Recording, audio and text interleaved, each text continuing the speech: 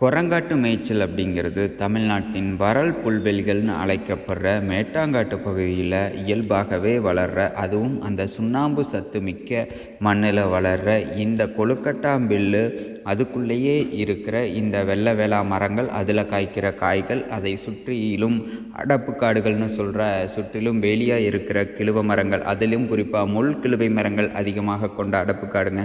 ஆனால் இன்றைக்கி இவற்றை எல்லாம் நாம் முழுவதுமாக ஜேசிபி இயந்திரங்களை கொண்டு முழுவதும் வேலிகளை அகற்றிவிட்டு கம்பி வேலிகளை அமைக்கிறோம். தூண்களை நட்டி கம்பி வேலிகளை அமைக்கிறோம். குரங்காடுகளை முழுவதுமாக இன்றைக்கி சாலையோர குரங்காடுகள் அனைத்தும் வணிக பயன்பாட்டிற்கு உகந்தவையாக மாற்றிட்டே வர்றோம்ங்க. நம்ம அதில் மில்லு கட்டுறதாகட்டும், இல்லை கடைகள் கட்டுறதாகட்டும், ஆலைகள், தொழிற்சாலைகள் என பல்வேறு பயன்பாடுகளுக்குள்ள இந்த குரங்காடுகள் போயிடுச்சுங்க.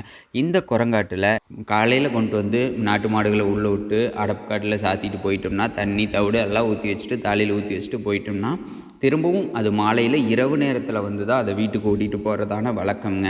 இந்த சூழலுக்கான தகவமைப்பை கொண்டிருக்கிற இனங்களை தான் நம்ம காங்கேயம் மாடுகள்னு சொல்கிறோம்ங்க.